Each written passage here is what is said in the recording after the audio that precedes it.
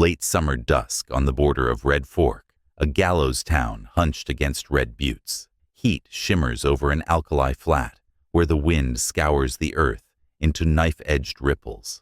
Vultures tack the bruised sky. A dust storm uncoils from the mesa, like a living thing, swallowing wagons and fences in a gritty roar. The noose swings before the first star. Mercy Dunn, an abandoned ranch wife accused of poisoning her husband and stealing the water rights deed, stands with the rope at her throat as the sheriff reads the charge. She is alone, betrayed by the ranch heir, who promised to see her safe. If she dies, her land, and the only spring for miles, will fall to the men who set this trap. The marshal lifts his hand to drop the trap, but the rider who appeared at dusk was no savior. He was the territory's most wanted outlaw, and he claimed her as his wife. This story survives in a sheriff's deposition, where one name was scratched out, an undertaker's ledger billing "unknown wife" twice, and a light horse patrol book noting a marriage that never was. Keep watching. The scratched name and that doubled charge will change everything. The square breathed hot dust and old fear. The scaffold boards creaked under the weight of townsmen in their Sunday coats, and boys in bare feet who should have been home but were not. Mercy felt the rope fibers rub her skin like a dry tongue. She did not beg. She watched the vulture spiral and counted the birds as if numbers could make a floor out of air. Sheriff Abner Colton held a paper in both hands, the edges greasy from his grip. He read the charge plain: poison, theft. The town listened with their jaws set tight. In the crowd, Jasper Fenwick tilted his hat brim to shade his smile. He had promised to see her safe and had seen her to the noose instead. Wind moved the noose like a lazy finger. Mercy thought of the spring on her land, bubbling up even in drought. She had carried pails from it in the first lean months. She had planted beans in the wet soil and sang to a man who could not keep his temper, nor his word. She stared at Jasper and did not look away. A dust wall rolled in from the mesa and rubbed the town raw. Folks turned their faces and wrapped kerchiefs. The marshal lifted his hand. The undertaker, Jonah Pike, stood under the scaffold with his ledger tucked neat against his ribs. He had already measured Mercy, quiet as a cat. He had written a single line in a careful hand and left a blank for the name, because some names the town would not say. Reverend Aloysius Hale held the good book in hands that shook. He had visited Mercy in her cell and mumbled a blessing as if afraid it would stick to him. He looked up now, his eyes swimming, and he saw the rider come through the dust. The horse broke out of the storm like a ghost made of iron and foam. The rider's coat snapped like a torn sail. He pulled up just short of the scaffold with grit streaming off him and flung a folded paper that slapped Sheriff Colton's chest. "She is my wife," he said. The square took one breath together and held it. The name Silas Crow hit the crowd like a stone on a pond. Women pulled their children close. Men put hands to guns. Silas's eyes were made of storm dusk and old shame. He did not look up at Mercy. He looked straight at the sheriff. Colton's voice lost its shape. "Who says?" He raised the paper. "By oath and witness," Silas said. "Recorded by Reverend Hale." All eyes swung to the Reverend. Hale felt the heat rise under his collar and tasted ink on his tongue. From nights he had licked his pen. He knew what page waited in the parish register, with a thin, wrong line on it. He had done a small harm to prevent a big one, so he told himself. He had done as Jasper asked because Jasper held the church note, and the roof leaked, and the children needed hymnals. He swallowed and did not answer fast enough. Mercy heard the silence, like a doorbolt. The dust storm leaned into the town and pushed sand against shins and storefronts. The noose swung. Sheriff Colton folded the paper and rubbed the seam with his thumb. He had once told his wife he would never let money speak louder than law. She had died in spring, and he had let a soft season turn him dull. He looked up at Mercy on the trap and thought of the water rights deed that had gone missing on the same night. A man died with laudanum glass by his bed and rope marks under his jaw. He thought of his badge, brassy and bright. He looked at Jasper Fenwick and felt a taste like pennies. "We verify," the marshal said. 1 hour. The rope breathed with mercy, as if it meant to learn her pulse. Silas moved fast. He stepped up the scaffold stairs like a man walking into punishment and cut the rope with a single stroke of a knife that had seen work. He smelled of horse and gun oil and the sour of fear. He whispered without looking at her, "Play along or hang." Mercy did not flinch from the blade near her throat. She nodded once. It was not surrender. It was a choice made in a narrow place with dust in the lungs. Reverend Hale fetched the parish register from the vestry with hands that wanted to hide. The book was calfskin and smooth, pages thin as onion peel. On a half-lit line sat a marriage entry for Mercy Dunn, to a name that blurred if you looked at it too hard. The ink was oddly pale. The date shifted from the truth. Hale's breath snagged. "Here," he said. Sheriff Colton read without moving his lips. He felt the wrongness, but needed a reason to pull the lever back from death. The marshal took the delay as a gift from God and called it due process. Jonah Pike made a small note in his ledger. Unknown wife, pending. He put a dot after pending. He rarely used dots. Silas walked Mercy off the scaffold with the rope frayed and dangling like a dead vine. The storm growled in the buttes. The crowd noise stumbled into itself and rose again. Jasper Fenwick chewed a toothpick and smiled, with his lips closed. He had a clean duster and boots that did not take dust. He lifted 2 fingers at the sheriff as if to say, "You are bought and paid." Sheriff Colton felt heat crawl under his vest. He signed a release into spousal custody because it was the only paper between Mercy and the grave. He signed with a dull pen that scratched as if the paper itself did not approve. 3 rifles lifted from the edges of the square. The men holding them wore Fenwick hats. The barrels tracked Silas and Mercy as they walked into the gray throat of the storm. Mercy felt the prick between her shoulders where a bullet would enter. She kept walking because to stop was worse. Silas did not break his stride. He took her wrist like she was a person and not a parcel. "Head down," he said. His voice had a burr, not quite from Red Fork and not quite from any place else. Behind them, Jonah Pike closed his ledger and tucked it under his arm. He stared at the space where the noose had been against Mercy's skin and shook his head once. Slow. The dust storm took them fast. Grit found teeth and eyes and the seams of boots. The town vanished behind a curtain of earth. Mercy could smell the horse and the leather and the faint skin scent of a man who had slept in fits for too many nights. "Why me?" she said, not as a question, but a weight she was handing him. "Because they would have killed you clean," he said, "and then killed your land slow." She let that sit between them. The rope burn on her neck stung when the wind drove sand into it. She did not touch the burn.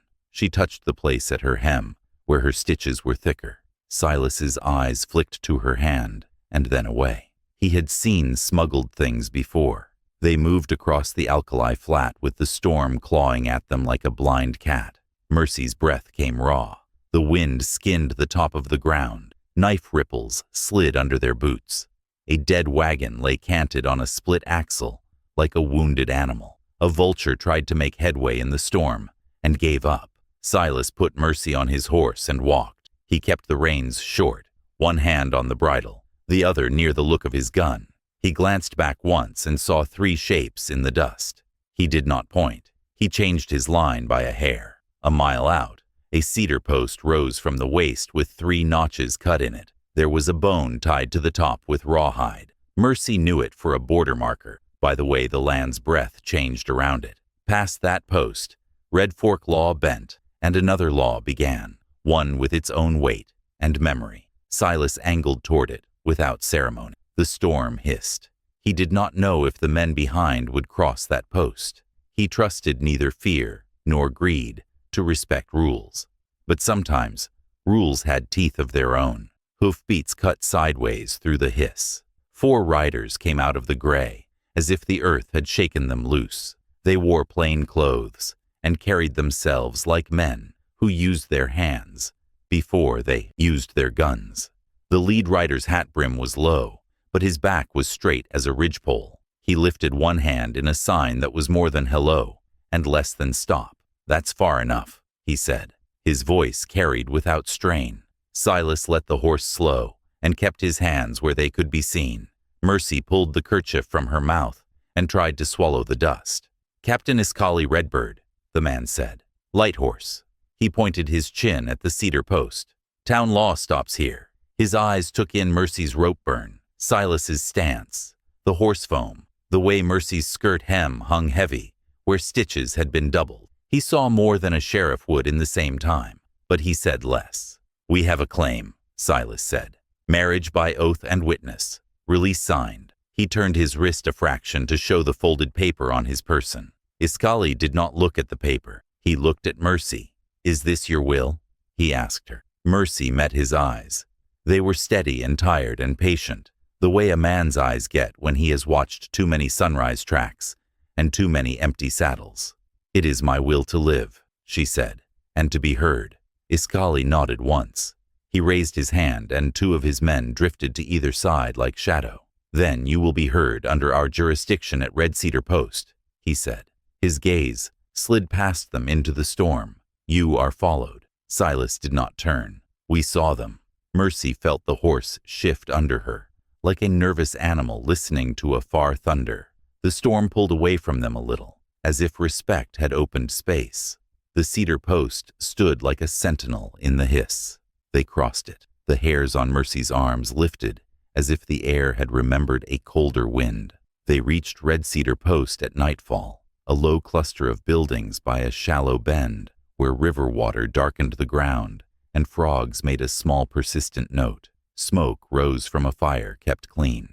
Nettie Ridge came out of the light with a shawl around her shoulders, and a face marked by grief turned to skill. She looked at Mercy, then at the rope burn on her neck, and then at the way Mercy held her ribs under the shawl without seeming to.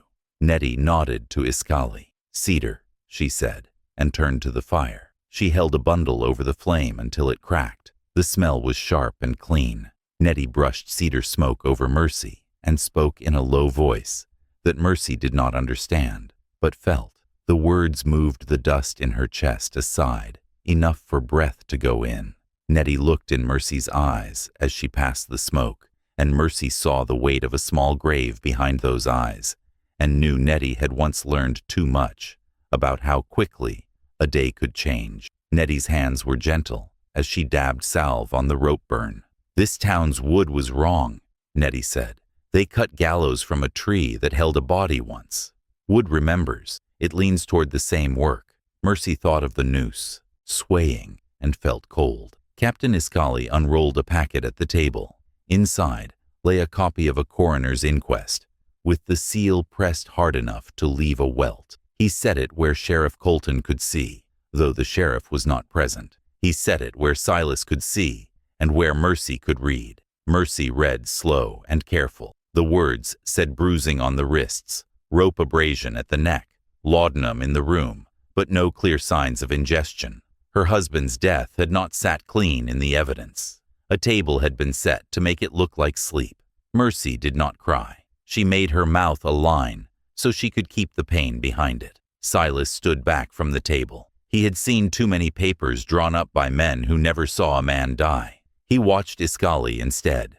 Iskali watched everything and missed nothing. He touched the edge of the page once with a finger scarred from rope. "Someone staged a scene," Iskali said. "The question is who and why." Mercy knew a part of the answer and could not yet put it in the room. She thought of the thick stitches at her hem and the feel of parchment against her shin when she walked. She felt Nettie's eyes touch that spot and then move away as if to say, "I see the thing you hide, and I will not tell it for you." They made camp on the far side of the post, under a bluff where the wind could not steal all the warmth. Silas sat with his back to a post and did not sleep. Mercy wrapped a blanket around her shoulders that smelled of cedar and smoke and the faint sweetness of a woman's soap. Iskali's men took turns walking the dark line between their light and the river's murmur. Nettie sat near Mercy and stitched a cut in her own sleeve with small, neat work. "Water remembers," Nettie said without looking up. "What falls in it is still part of it. Sometimes you can ask it to give back a truth." Mercy did not know how to ask a river anything. She knew how to keep her hands busy while a calf was born and how to stack kindling under damp wood so it would still catch. "How?" she asked. Nettie tied a knot and bit the thread. "We cross right," she said, "at night, with song." Near midnight, wind left the world. Nettie took them to the bend where the water flexed and made a hush. She lit a twist of cedar and held it low. The smoke made a narrow gate. "Walk in," she said to Mercy. Mercy stepped into the water with her boots on, because to bare her feet felt like asking the land to be kind, and she did not trust it to be. The river cupped her shins with a cool hand. Silas stood on the bank with his arms crossed, and did not like how small the sound of the water made his pulse feel. He had crossed rivers with gunfire behind him and ahead of him. He had never crossed for the sake of truth. Iskali sang, low and even, a tune that sounded like a line drawn by hand across a page. Nettie sang with him, and the two lines met and held. Mercy felt the water take heat from her legs and carry it away. She closed her eyes and saw the night her husband died. The lamp tipped, a glass glowed. A hand that was not her own tightened a rope. The face was not clear. She saw boots by the bed. They were fine boots, too fine for a hired man, and they did not take dust. She came back to herself with the taste of river on her tongue and the sound of Nettie's voice easing her into air. On the bank, Silas watched Mercy shiver and felt his own past lay a cold hand on his throat. They dried by the fire with cedar smoke sinking into the folds of their clothes. Iskali unrolled another paper, this one written in a different hand. "There is a patrol book entry," he said. "It notes a marriage claimed to prevent a hanging. It notes a reverend's name. It notes a doubt." He looked over at Hale's empty chair, as if the reverend were already sitting there, with his hat crushed in hand. "We will have him answer for the ink." Silas rubbed his shoulder, as if it hurt. Mercy's eyes followed the move. Under the shirt cloth she could make out a shape on his skin, where old scar had gone pale against brown. Later, by firelight, when he pulled the shirt back to clean a scrape, she saw it complete. A wolf's head burned into flesh long ago. The Fenwick brand work, done on a man, not a cow. Mercy said nothing for a long beat that had more words in it than any speech. Silas felt the weight of the look and took it, because he had earned it. "I rode with them once," he said. His voice was flat as plank. "Before I knew what their hunger was. I left after a child died on a raid that was supposed to scare folks off a river lease." He did not say he had held the child, light as a sack of corn, while breath went out. He did not say the man who ordered the fire had boots that did not take dust. He did not say Jasper's name, because the sound of it in his mouth might rot his teeth. Nettie watched the admission sit down in the circle like a new person. Iskali watched too, and did a thing that was both small and large. He set the patrol book entry down where it could dry from a splash and not smudge. He saw that truth had changed the shape of the room. He did not say forgiveness. He said only, "You'll both answer under law." Mercy nodded. Silas nodded. The night made a pocket of quiet around the fire. At first light, hoofbeats rattled stones. Smoke rose where it should not. A cry cracked the morning. The red cedar post took fire at the east wall with a sound like wet pine screaming. Jasper's men came in with bottles and wicks, and guns held low, their faces wrapped. Nettie went to ground and pulled Mercy with her without ceremony, one hand on the back of Mercy's neck, pushing her flat so bullets could not find her. Iskali moved with calm violence.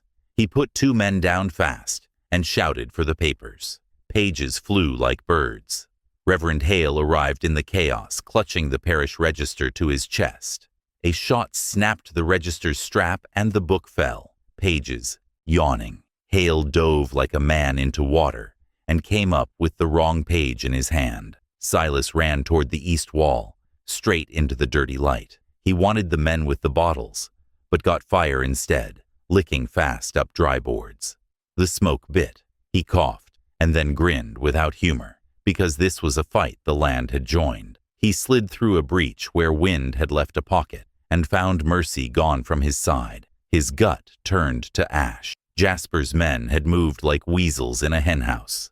They had taken the one thing that was the point of the fight. Jasper's voice rang clear in the smoke for the joy of it. "Once a wolf, always mine." he called. Mercy heard it from the back of a mule, with her wrists tied under her belly and rage washing through her like a second heartbeat. She lifted her head against the rope and spat dust. The man who led the mule laughed. He did not know how close he walked to a woman who could kick a door down if a child cried behind it. Mercy counted hoofbeats between the mule and the men on either side. She counted the number of knots at her wrists by feel. She counted because numbers still made a floor. Iskali pulled Reverend Hale out of the line of fire by his collar. The Reverend clutched the parish register as if it were a newborn. His eyes had a white ring around the iris. "I wrote the lie," he said all at once. "Not to anyone, and to everyone. Jasper made me write the marriage line thin and wrong. Said it might keep outside law off if anything came of his plans. And last night I scratched out a name in the sheriff's deposition because he told me mercy was softer than truth." The word mercy came out and stuck to Mercy's name in the air. Nettie looked over, blood seeping through the sleeve she had stitched. She pressed her hand to it and said, "Words are arrows too." Hale looked at his hands as if he might find a cleaner pair somewhere. Jonah Pike stepped through smoke with his ledger held flat against his chest to keep cinders from chewing it. He had a look in his eye like a man walking through his own graveyard. He opened the ledger to a private column he kept in smaller script. "Unknown wife, mourning dress," he read. "Billed yesterday morning." He tapped the line with a finger brown from tobacco. "Somebody paid for your death before the marshal called the hour." He did not smile. He turned the page, and the edges were singed. Silas heard the mule's clop fade and then return as the men swung south along the river. He ran like a man who had sold his breath and was buying it back one step at a time. Iskali came alongside without words and matched him. Nettie stumbled once and then found her feet. Her shawl caught on a black branch where fire had scorched a willow. She tore it free and did not look back at the tear. Reverend Hale knelt by the river with the register open and wept a sound that had no church to hold it. Jonah Pike turned from him and followed the running men, his ledger under his arm, because a record is a story with a spine, and he meant to give this one bones. They hit the salt flats by noon, and noon there is a white iron. The sun makes the earth a mirror and a knife at the same time. The world flickered with fake water and true heat. Mercy felt the mule falter under her as the crust gave way to soft. The men cursed and lifted their weight into the stirrups to keep the animals from punching through. One laughed again, the same laugh he wore like a hat. "Nearly done," he said to nobody. Mercy tested her wrists and found a hair of give where the knot lay against a seam of her own skirts. She breathed slow. She let sweat creep down her back and into the rope to make it slick. Silas stepped out onto the crust and felt it taut under his boots. He adjusted his line again by a hair because the mirage made the ground lie. Iskali watched the wind as if it had language. He pointed left where a low thread of darker earth stitched the white. "There," he said. Nettie walked behind them and watched their prints. She said nothing. She saved her breath for where it counted. Sheriff Colton, who had ridden up late with 2 deputies and a face gray with smoke, pushed his hat back and stared at the blank hell ahead. He had in his pocket a folded paper, the sheriff's own deposition, with a name half scratched. He felt the scratch through the cloth like a splinter. They found a wagon near the salt works, half buried, its canvas crusted with white like a winter shroud. Inside lay a crate with an inventory tacked under the lid and kept dry by a trick of angle. The writing was clean and calm. Rope, 4 lengths, cut. Laudanum, 1 bottle. Lamp oil, 2. Mourning dress, 1. Nails, 20. Cedar plank, 1. Jonah Pike read aloud until his voice went thin. He touched the word mourning as if testing a tooth. "Who orders a mourning dress before a death?" he said. Sheriff Colton did not answer. He was listening to the rope under Mercy's chin again and hearing his own hand on a pen signing a release. He pulled the other paper from his pocket. The deposition's name field bore a scratch that had not quite triumphed over the letters beneath. If you turned it to the light, you could still read a ghost. He did not say it yet. He put the paper back like a hot pan. The saltworks rose in front of them like something made by a cruel child. low sheds, troughs rimmed with crystal, a dam of brine held back by planks and faith. The air smelled like blood without iron. Jasper's men moved through the sheds with purpose. They had set powder kegs where the planks were weakest. Mercy hung from a hitch post where rope crossed rope. Jasper stood with his back to the dam and wiped his hands with a white cloth. His boots were clean. He did not look at the men. He looked at Mercy, as if she were a survey map. With a single wrong line, he meant to correct. "Your deed," he said, pleasant as a parlor, "is in your hem." Mercy did not answer. He smiled. "I know a seamstress's work when I see it." He held up a fuse like a tail he had pulled off a rat. "We're going to wash this valley clean of every mark that says I ever did more than sign a check." He put the fuse near a lantern flame and watched it think about catching. He took a step to the side and admired the brine's weight, leaning against wood. "You see, Mercy," he said, "the land belongs to the man who can keep his boots clean." He tilted his head toward the white flats where a figure had just stepped out from a shadow. "And to the man who can keep his people mean." Silas moved before thought. He cut Mercy's bonds at the wrists in one stroke and shouldered her away from the post. Jasper's men swung rifles and fired. Salt crust jumped like fleas. Iskali's shot answered, and one man went down with surprise on his face, as if death had been a rumor he did not believe. Nettie darted under a trough and came up with a handful of wet salt she flung into a man's eyes. He screamed and clawed his face. Jonah Pike dragged a keg sideways with a grunt and put his ledger on top of it, as if naming it might make it less likely to burst. Jasper flicked the fuse with casual fingers, and it caught like a snake waking. He grinned as the hiss began. Mercy felt the world tilt toward a single choice. Silas took the fuse in his bare hand. The flame ran at him like a dog. He ran at the dam with the fuse in the other hand, like a man carrying a live adder's nest away from a cradle. Iskali yelled for the spillway, his voice steady, as if asking for more coffee. Nettie wrenched a wheel with her shoulder, and her hurt arm bled anew. The brine moaned behind wood.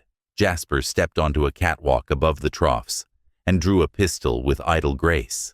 Silas met him on the catwalk. The boards trembled. Salt glittered under them like a false saint. Jasper smiled with his eyes. "Once a wolf," he said. Silas didn't answer. He put his body between Jasper and Mercy, because his body was the only honest thing he had ever owned. Mercy tore at her hem with shaking fingers and pulled a strip free. Parchment rasped her palm. She shoved the deed into her bodice and tied a knot with the torn strip, because hands can still do small good, while men try large stupid. Sheriff Colton came up the other side with his gun held in both hands, the way a man holds a duty he has put off too long. The fuse burned toward barrels that would break the valley. Iskali and Nettie hauled a gate, and water screamed through like a jailer, late to work. The sound rose and filled the sheds. Jonah Pike pressed his ledger flat under one arm and pushed a keg with his foot to change a line in the explosion, the way a man might touch a chess piece. He knows he should not have moved. He did not think about dying. He thought about the clean line he wanted to write later, with a name in it that had been denied too long. On the catwalk, Jasper squeezed the trigger, and wood spit where Silas had been. Silas moved into the shot and took it in the shoulder that carried the old brand. The force spun him. He held the fuse like a snake that wanted his throat. He looked down at Mercy once. She looked up at him once. There was no promise there. Only an agreement struck in air that hurt to breathe. Sheriff Colton drew down and fired. The shot broke Jasper's stance. His heel slipped on a white-crusted board slick with brine. He windmilled once and went into the vat like a man stepping off a train platform into night. The hiss of the fuse met the hiss of the spill, and the sound doubled. Silas ran with the fuse along the catwalk and away from the powder. He threw it into the spill, where water took it like a sin confessed, and hissed until nothing was left. He stood a long second on the narrow board, with the world yelling under him, and then he went to his knees, because his legs had been loaned to him by luck for a minute, and luck had called the note due. Mercy reached him first. She pressed her hand to the hole above the old brand and felt heat and life and fear. "Stay," she said, like she would to a skittish horse. He smiled with one side of his mouth. "I always wanted somebody to tell me that," he said. Then the catwalk cracked, and the world dropped a fraction, reminding them it was not finished with any of them. The catwalk shuddered and spat brine through its seams. Nails creaked, salt dust lifted like breath. Iskali reached the broken span in 3 long steps and threw his weight against a support beam to hold as much as a man can hold. Nettie shoved a brace under the next plank with her hurt arm and swore once. Quiet. Jonah Pike wedged his ledger between his ribs and the railing and leaned out, fingers catching Silas's collar as the board gave a groan like an animal. Mercy hooked both hands under Silas's good arm and pulled until her shoulders burned. "Up," she said. "Up now." Silas's mouth opened and shut with no sound. Blood ran warm under Mercy's fingers and slicked the plank. Sheriff Colton pushed in and took Silas's weight without asking, jaw hard as a mallet. Together they dragged him off the crack and onto solid slats while the spill roared below, and the brine took the hiss of the fuse into itself and made it harmless. The world steadied by inches.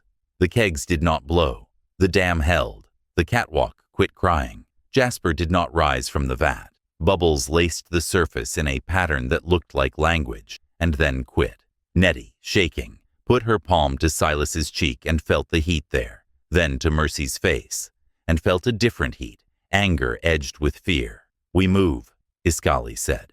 Now, he did not look at Jasper's vat again. He had seen men die without a grave before. The salt would make its own kind of burial. He turned to Mercy with a nod at her torn hem. "You keep that paper a part of your body," he said. She gave one fast nod, hands pressed to Silas's wound. She could feel his pulse against her palm, stubborn as a mule.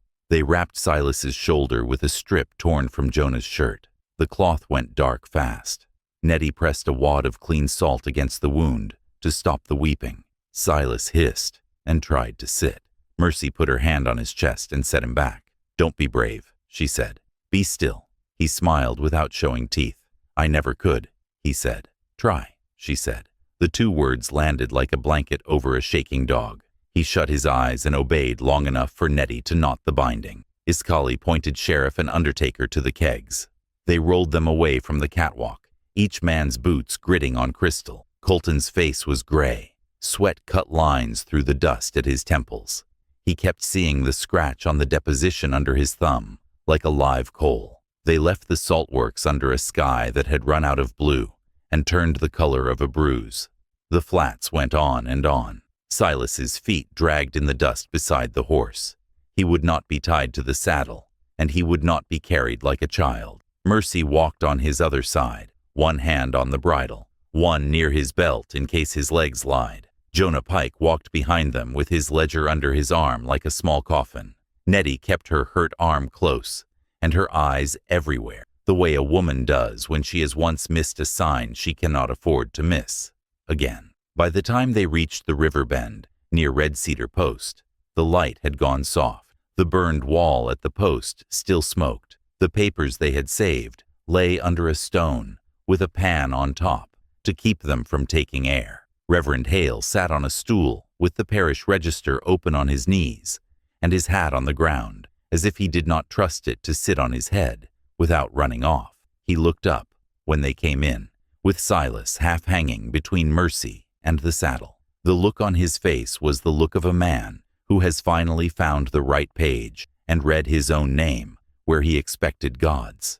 Iskali sent for a surgeon and got a woman with clean hands and a quiet mouth, a midwife who had stitched boys' calves and men with equal care. She washed Silas's skin with river water and cedar and cut the shirt away from the Fenwick brand without comment. Mercy held a lamp. Nettie held a pan. Sheriff Colton stood at the door and faced outward with his gun low, because a man can watch a room and still guard it. Jonah Pike slid onto a bench and opened his ledger to the private column again, and added one line he had forgotten in the salt. Kegs moved. Catwalk held. Fenwick lost.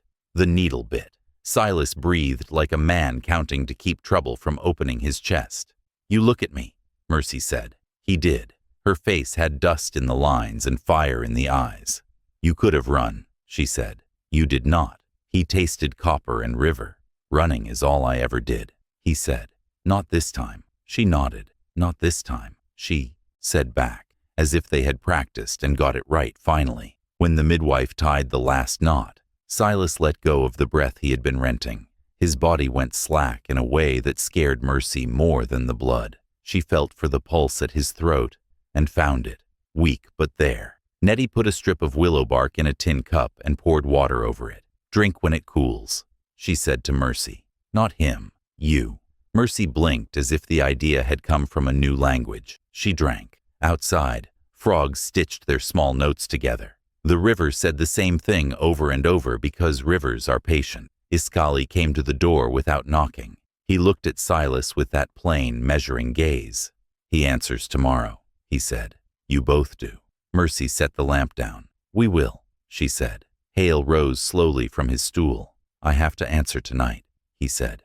His voice had lost its church sugar. "I wrote a false marriage. I scratched a name from the sheriff's deposition at a wicked man's request. I called it Mercy. It was fear." He held the register out with both hands.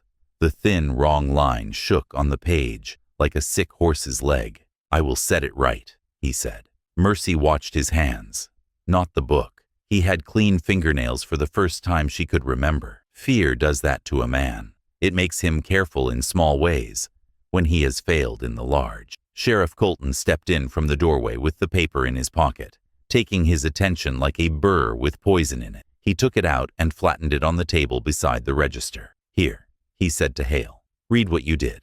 The Reverend bent and squinted. The scratch over the name was ugly. When he turned the paper toward the lamplight, the ghost letters came through. Jasper. He made a sound a man makes when he pulls a sliver that has been swelling in his palm for days. "I will write it clean," he said. "In my own hand." "You will," Colton said. He lifted his chin at Jonah Pike. "And you, did someone pay that morning bill?" Jonah had the page ready. He tapped the column where a name sat neat as a judge. "Fenwick Foreman," he said. "Account charged to Fenwick Holdings." He looked at Mercy. "They bought your death like a sack of feed," he said. Mercy nodded as if to say, "I already knew," but it felt different hearing it in numbers. They slept in turns. Iskali's men on the perimeter, Nettie in a chair with her shawl around her and one eye open, Mercy on a pallet near Silas's breath, Jonah on the bench with the ledger under his arm as if anyone would steal it at this point. Before dawn, Mercy woke with her hand still on Silas's wrist. His pulse was there, a slow nuck at her fingertips. A wind had come up in the night and taken the smoke smell away. The river sent a cool jaw through the doorway. Mercy rolled to her side and pulled the torn strip from her bodice and checked the deed by feel. The parchment was warm from her skin. She considered, for a small, sharp moment, taking the deed and running for the horizon. She saw herself a black dot on white land, men behind her on horses that did not tire. She put the parchment back. She had chosen to be heard. Running was talk without audience. In the morning, Red Fork woke mean. Word of Jasper's vanish and Mercy's living set the town to buzz. Men who had cheered at the scaffold now wanted to know why the show had been cut short.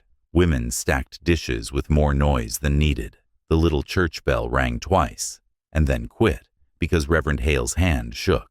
He had written a confession in his own neat hand and left a smear of ink where a tear had fallen. He thumbed the tear until it made an oblong shape. He hated how pretty it looked for what it stood for. Sheriff Colton mounted the church steps at noon with the coroner's copy, the revised deposition, the undertaker's ledger page, and the parish register pressed flat against wood. Iskali stood at his side with the patrol book and 3 riders at his back. Mercy walked up with Nettie and Silas, who refused a litter and leaned hard on Iskali's spare shoulder, because a man has to lean on someone he respects, at least once in his life. Jonah Pike followed with his book and a face like stone. Reverend Hale stood under the cross with his throat working. The church was hot. Flies sung. When Colton began to speak, a door at the rear opened, and 2 soldiers in dusty blue stepped in with their caps low and eyes blank. Behind them came a man with lieutenant's bars and a letter in his inside pocket. He had ridden hard and did not smell like Red Fork. "Proceed," he said, which was polite for now. Colton read anyway. He read the coroner's lines about rope burns. He read the undertaker's charge for a mourning dress bought yesterday, and the weird way the number sat, slightly leaning, the way Jonah leaned when he didn't want to admit he was tired. He set the parish register open, so the wrong marriage line had to look everyone in the eye. The room shifted on its benches. Folks don't like seeing sin sit still under a lamp. Colton picked up the deposition and let the light through the scratch until it called its own name. "Jasper Fenwick," he said. It was like throwing a bucket into a well you have always believed was dry, and hearing the splash anyway. A murmur, some cursing. A woman in back crossed herself. Hale flinched, as if he had been struck. Nettie's mouth went a line. Iskali did not move because he had waited for this moment as a mountain waits for a man to learn the right path. Mercy lifted her chin and breathed one clean breath. The lieutenant cleared his throat and put his letter on the table like a knife. "Fort Clay Medical Office," he said. "Sealed file request. Alias Ephraim Crow, also known Silas Crow." He looked at Silas without anger and without kindness. "Warrant for apprehension on charges tied to a raid near Sage Ford. Civilian fatality listed. Child." Mercy felt Silas sway, and she put her hand against his back, so firm he thought she might push him through the floor and into the cool ground. He did not fall. He did not reach for his gun. He answered with the one thing he still owned. "I was there," he said. His voice was steady and small. "I left Brandon men after that. I have been making it right since I learned how." A woman in the pews hissed through her teeth and then covered her mouth as if the sound had betrayed her. Iskali stepped between the lieutenant and Silas, not touching either man. "This hearing is cross-border," he said. "We finish our record before you finish yours." The lieutenant lifted his hands in a way that said he was not yet a fool. "Then bring the record," he said. Jonah Pike set his ledger down and turned it so the column with unknown wife twice faced the room. "Who paid this?" Colton asked again, though they had read it. "Fenwick Foreman," Jonah said. "Cash. Mark says Jasper." Colton tapped the parish line. "Who made you write this?" "Jasper," Hale said, voice scraped to honesty. "Why did you scratch his name from my first deposition?" Colton asked. Hale bowed his head. "Because he told me mercy was softer than truth," he said. Nettie said, "Mercy is hard. Lies are soft." The words fell and broke, and everyone heard the sound. In the heat, someone coughed. Papers shifted. A baby cried and quit. Outside, a horse stomped. Micro things held the big thing up. The lieutenant's gaze kept flicking to Silas's shoulder, where a clean bandage peeped under a torn shirt, and where, if you knew, the wrong brand lay under the cloth like old sin, under a new prayer. "If there is a sealed hospital file at Fort Clay," Mercy said calmly, as a woman ordering flour, "then it holds the name of the man who brought him in, under alias and signed release papers he had no right to sign. It holds a note about a child. It holds why a brand that belongs to cattle is on a man." Her voice did not rise. It did not need to. The room leaned toward her to hear it. The lieutenant blinked like a man in sun. "You claim knowledge?" he said. "I claim a husband by choice and by deed shared," Mercy said, putting the word husband on Silas, as if it were a coat big enough to shelter him. A few men spat on the floor. A few women nodded once, quick and small. Iskali's mouth did not move, but his eyes changed, just at the edge. He had not seen a choice like that made in that room in a long time. He did not smile. He put the patrol book on the table and opened to the page with the marriage note and the doubt, and under the doubt he wrote in clean hand, "Witnessed, red cedar post. Doubt resolved." The door banged at the back of the church. A man who had not slept had ridden in from the salt works with white crust still at the seams of his clothes. He had Jasper's pocketbook in his hand and the fear of someone who has picked up a snake by the tail. "Found this," he said. He set the book down. Sheriff Colton flipped it open.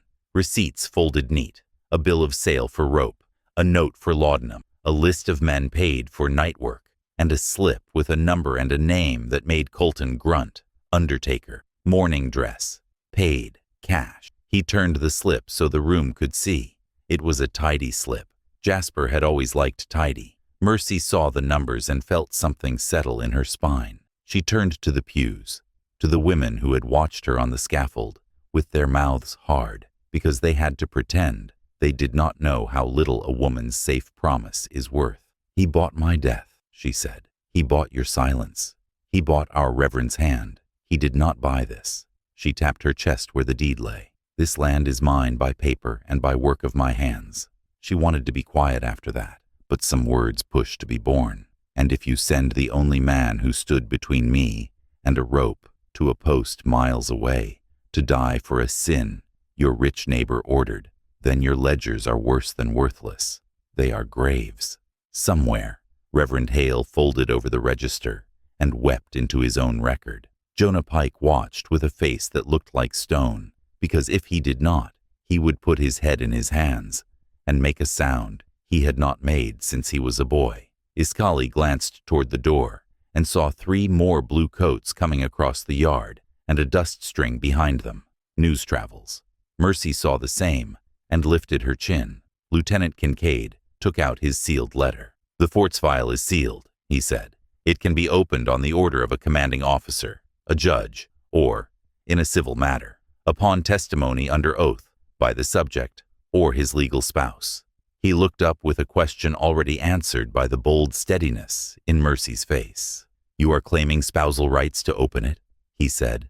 Silas squeezed Mercy's hand once and tried to speak. She squeezed back so hard he stopped, because he understood what she was saving the words for. "I am," she said, "by choice, not by the Reverend's dirty line." Nettie's breath went out of her like a prayer. Iskali nodded slow, like a man watching a colt decide whether it can leap a stream, and seeing that it will. The lieutenant's mouth went a thin line that might have been respect. He broke the seal on the letter with his thumbnail. It was not the hospital file. It was a warrant and a directive to transport the subject at once. He looked from the paper to Iskali, to the sheriff, and then back to Mercy. "If I take him now," he said, "the file stays shut until Fort Clay. If we open it here, by oath, it becomes record in this joint hearing." He did not smile. "The law is a strange horse," he said. "Ride it wrong and it throws you." Sheriff Colton looked at his badge and then at the room. "We open it here," he said. "We make the record while we still can." He had a sense of time now he had lacked before, rash or righteous. There is often little difference to a man with a pen. The lieutenant's jaw worked. He nodded. "Oath then," he said. He turned to Mercy. "Say the words." She did.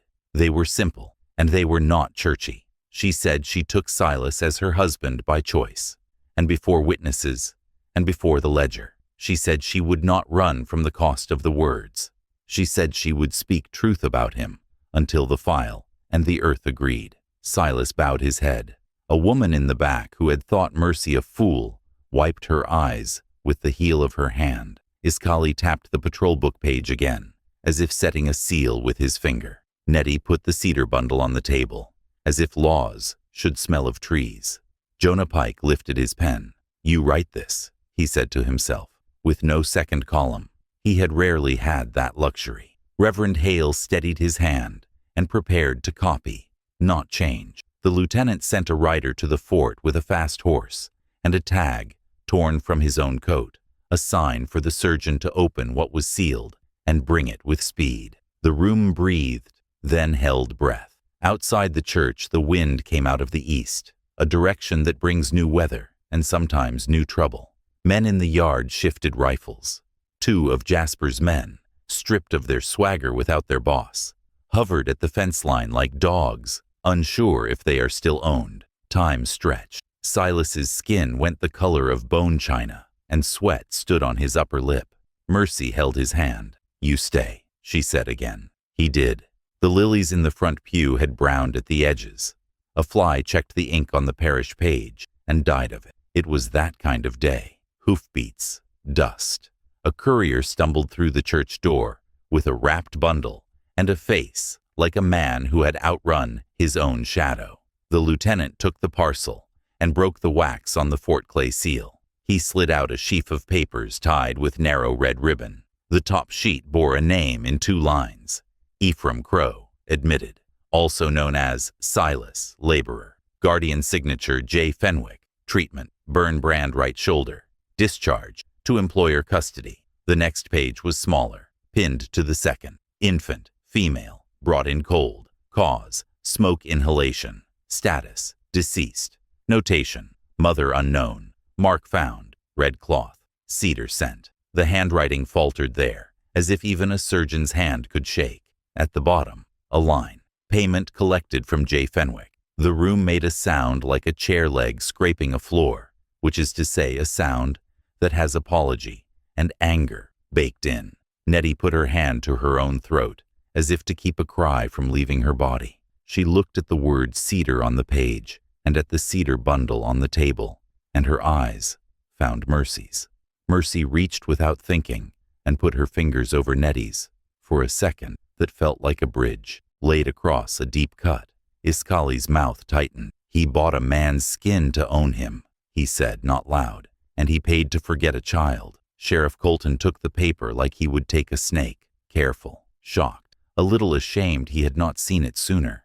You are in my custody, Lieutenant, he said evenly to Kincaid, but this record is in our hearing. Before the next breath could settle, a voice from outside rasped down the street like a file. Bring him out. It had wine in it and old fear. A knot of townsmen had gathered quick, drawn by rumor like flies to syrup. A rope swung in one man's fist, as if rope were a reflex in Red Fork now. The undertaker's shop stood open down the way, and Jonah thought of his plank and his measures and felt a fury so clean he had to put his hands flat to the table so he would not do something with them they could not take back. Iskali moved to the church door and planted himself in it like a lintel beam. The lieutenant stepped beside him, not touching, but present. Sheriff Colton stood in front of the table and lifted his badge as if it were heavier now. Mercy put her body between Silas and the pew end, as if she could add wood to wood by will. Nettie wrapped the cedar bundle tight and tucked it into the crook of her good arm, like a child. Reverend Hale lifted the parish register and hugged it to his chest, as if it were a life preserver on a river he had fallen into. The crowd pressed at the steps. A rock hit the doorframe and chipped it. The man with the rope grinned for the benefit of his fellows and took a step up. On the undertaker's bill, there's a charge no one could explain.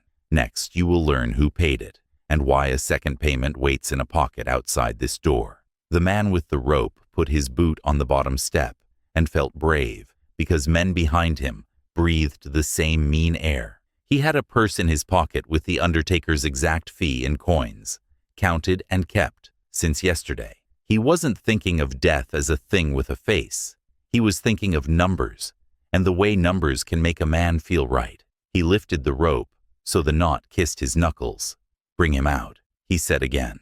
His voice wobbled just enough to make him louder. Iskali didn't move. His shoulders filled the door as if he had been built for it. The lieutenant stood at his side with his hands open and empty, which is somehow more dangerous in a tight place than hands full. Sheriff Colton set the deposition on the table with slow care, as if he were laying a body down, and walked forward. He didn't take his gun out. He took his badge off his vest and held it where the crowd could see the sun run across it. There will be no second hanging today, he said. There will be records. His voice broke on the last word, not from fear, but from something like shame, cracking and letting air in. The rope man laughed and bounced on his toes. Records? He said. We seen. Records. We seen a marriage line that moved like a snake. We seen a sheriff sign his name under a lie. We seen a preacher make an ink sin and call it hymn work. His friends snickered the way men snicker when they want their terror to wear a joke's hat. Mercy stepped forward until her skirt brushed the threshold. You seen a bill for my death paid in advance, she said. We found the purse that paid it. You want to see it too? She pointed at Jasper's pocketbook on the table behind her, flipped open to the tidy slip. The rope man stared over her shoulder as if numbers might grow teeth. He spat, because spitting is one way to swallow back doubt. Fenwick's gone, he said. He ain't here to answer. So you aim to answer for him? Nettie asked. Her voice wasn't loud. It didn't need to be. You aim to take his debt into your bones? The man blinked as if smoke had struck him. Words like that don't usually come from women in a church doorway. His hand dropped a fraction. The men behind him shifted, measuring what kind of day this would be if the first step turned ugly. The wind slid east to west and brought the smell of river into the heat like a brief memory of mercy. Jonah Pike stepped out from behind the table with his ledger closed against his chest. He looked at the rope and then at the man's face, searching for the place where names usually sit. "You paid me yesterday," he said evenly.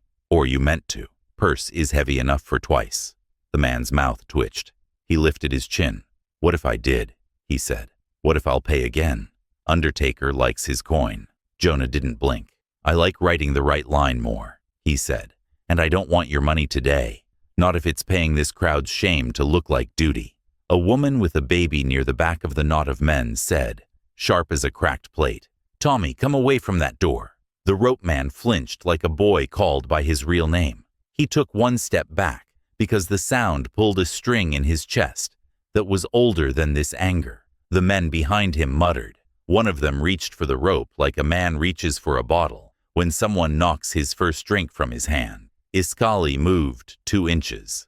The lieutenant lifted his chin. Sheriff Colton finally took his gun out, not to aim, but to weigh in his hand, as if reminding himself it could hold more than fear. From inside, Reverend Hale found a piece of him that had not been elected by Jasper's money or by the leaks in the roof. He carried the parish register to the threshold and opened it to the thin, wrong line. He held it up like a man holds a lantern over a well. "Steady. I wrote sin on this page," he said, "and I cut a name from the sheriff's own words with a pen. I did both. I confess it in the open. If you're here to use that sin as a kindling stick, you'll have to walk through me and the book I spoiled." He wasn't tall, and his shoulders were narrow, but the shame on his face had weight, and the crowd felt it. Shame is catching if a man has any skin left. Silas made a sound behind Mercy, trying to get up from the pew. Mercy pushed him back down with a flat palm. He was all rope and bone under the bandage and stubbornness, and the effort cost him color. He wanted to walk into that doorway and put his body where his guilt belonged. He wanted to say, "Hang me if you must, but count all the names right first." He wanted a dozen things men want when their past opens its mouth at last. The room spun a slow circle around him. He saw the salt works in the raw boards of the pew and the night river in the shine on the floor. Mercy bent, and he saw her face near his, the braid loose, dust in her lashes. "Liv," she said softly, "I can bury a husband, but I can't bury a proof." He laughed once and choked on it. A stone clacked against the jamb, and Iskali's men moved as one, flanking without making a fight of it. The lieutenant took one step onto the stoop and let the townsman see the bars on his shoulder. "Any man that tries to force this door will meet army powder," he said, not blustering. "Any man that stands down will meet the law in daylight with his name kept. Choose the kind of paper you want your children to read." The rope man stared at his fist, like it had betrayed him by still holding the thing. His face had curled around this act for 24 hours.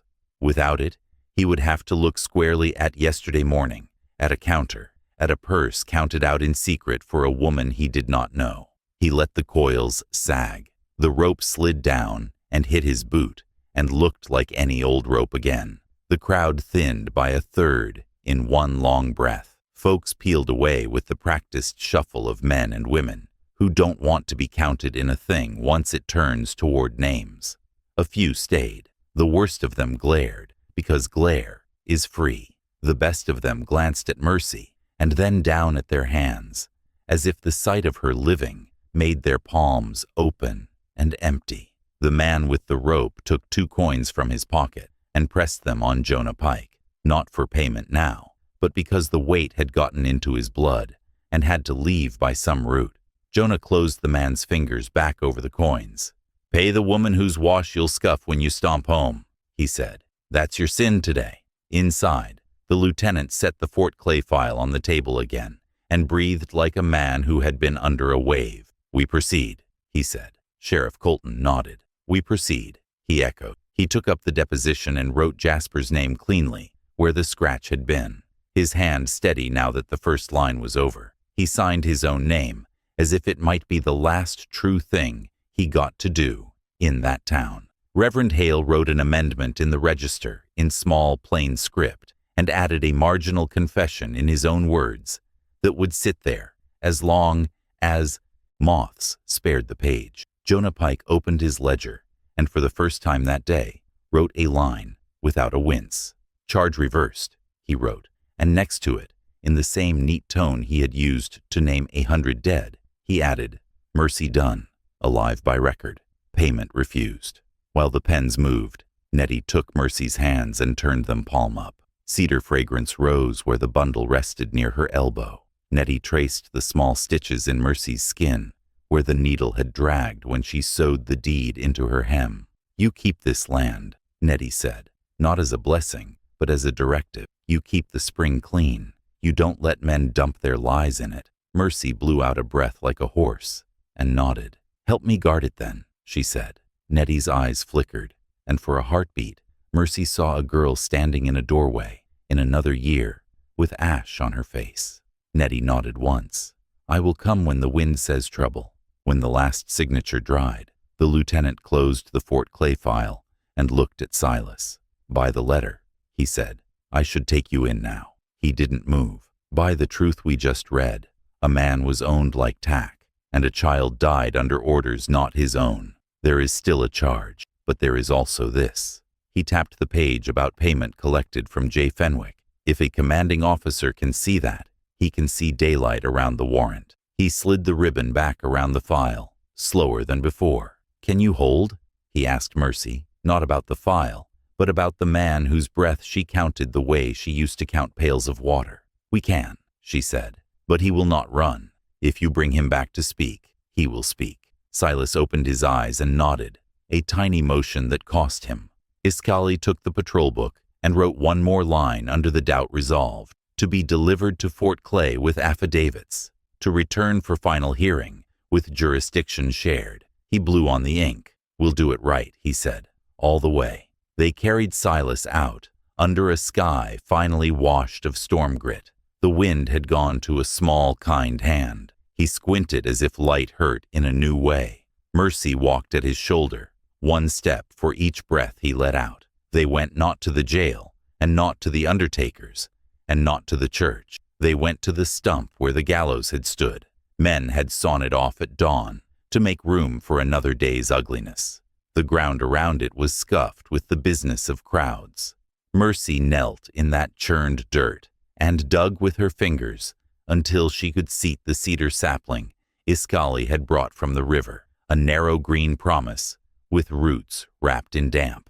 Nettie bound a red cloth around its slim trunk, the same warning and blessing she had tied at other thresholds in years no one in that square knew about. Sheriff Colton took his badge off and hung it on a nail hammered into the stump, because truth told, he did not know if he had earned the weight of it until this hour, and he did not trust himself not to forget come winter. He would take it up again, but not with the same hand. Reverend Hale stood with his hat in both hands and a sunburned neck and said nothing. Jonah Pike opened his ledger at the very front, where a man chooses what a book will be when it grows up, and he wrote on a clean line with a hard point, "A tree planted where a noose swung. Witnesses, Redbird, Dunn, Crow, Hale, Colton, Pike. Note, payment refused."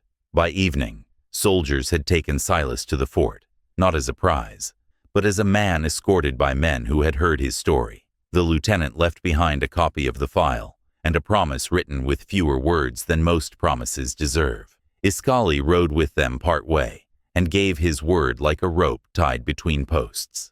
Mercy watched them go with her hand on the cedar until the uniforms were gone into heat shimmer and the road's dust fell back to the ground. Then she turned and walked home, by a path no one else thought to watch, an old deer line that cut behind a shale rise, and down into the wash where the spring lives in shadows. Even with the deed in her bodice, and the law like a wind at her back, the walk up to the house felt longer than the walk to any scaffold. Things had a way of breaking in the middle of the day, when men left and did not come back. The door sagged the same way it had sagged the day her husband died, though he had never fixed much and expected praise when he did.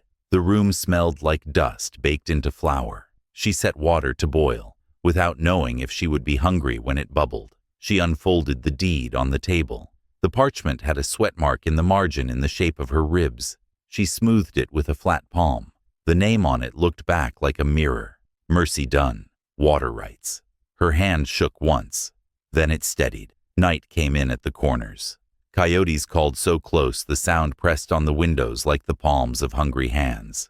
She took the broom to the threshold and swept the day out, not because it would go, but because some motions teach the mind where to put things. Pans clinked. A moth battered the lamp glass and found it could not go where the light lived. She set a plate for two and then stacked one away, because old habits go quiet slow. When sleep reached up to take her, she took its hand. At Fort Clay, Silas lay under a sheet that smelled of lye and horse.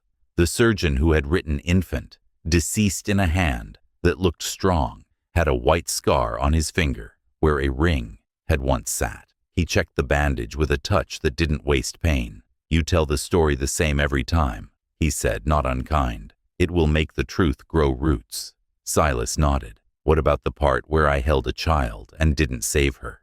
he asked. The surgeon looked at the knot of thread. "You hold that part the tightest," he said, "but you don't let it strangle the rest." Outside, boots went, past, then away, then past again.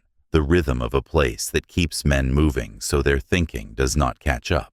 Days made a quiet tally. The fort's clerk wrote to a judge whose name sounded like glass. Iskali sent his patrol book's page by a man who refused a horse and liked walking. Sheriff Colton repaired his office roof with his own hands, so he could hear rain on it and think different thoughts.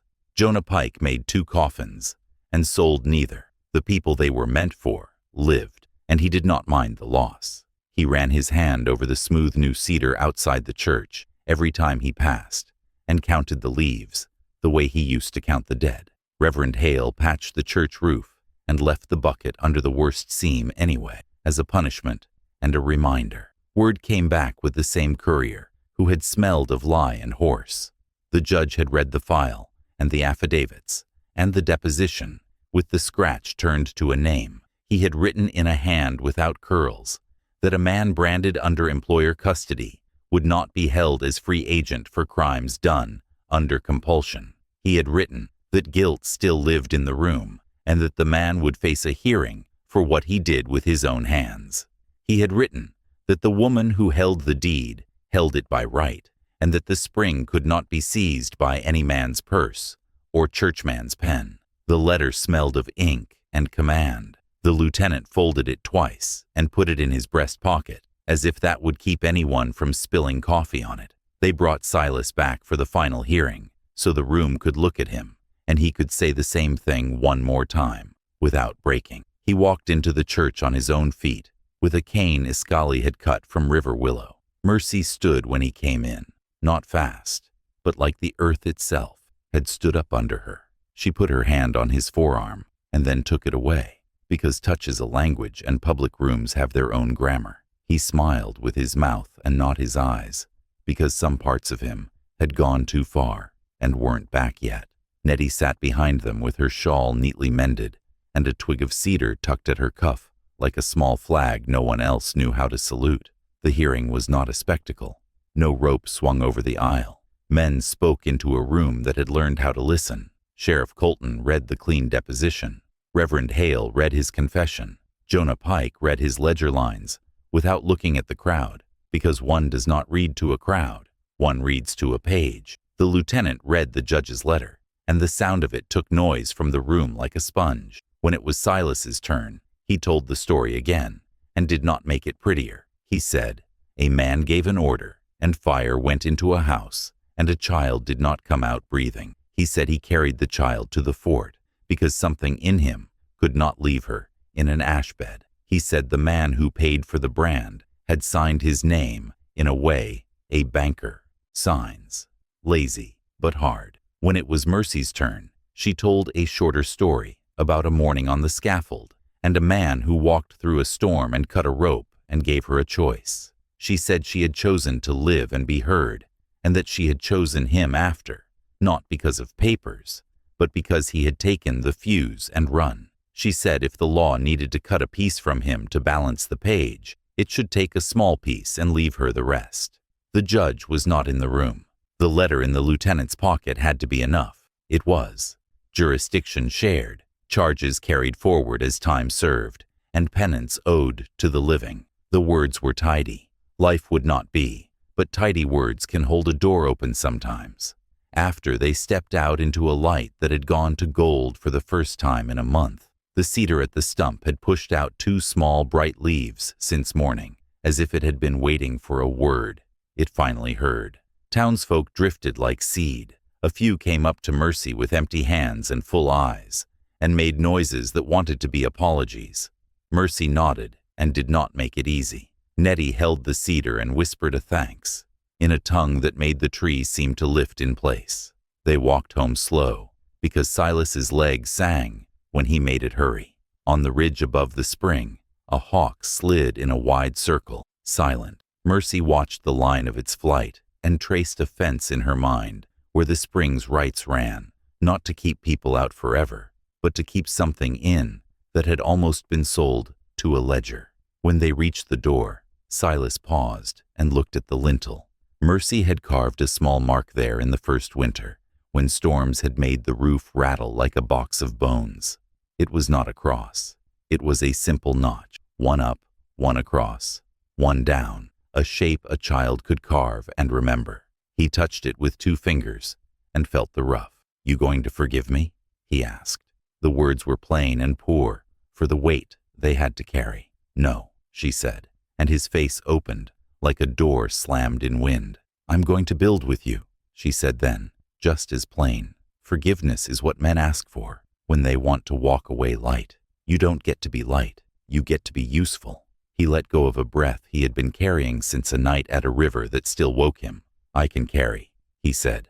"I know." She stepped in, and he followed, and they found in the small house a space large enough to hold both the river's memory and the salt's bite and the cedar's green, which is what a life is, when it doesn't make theater of its own hurts.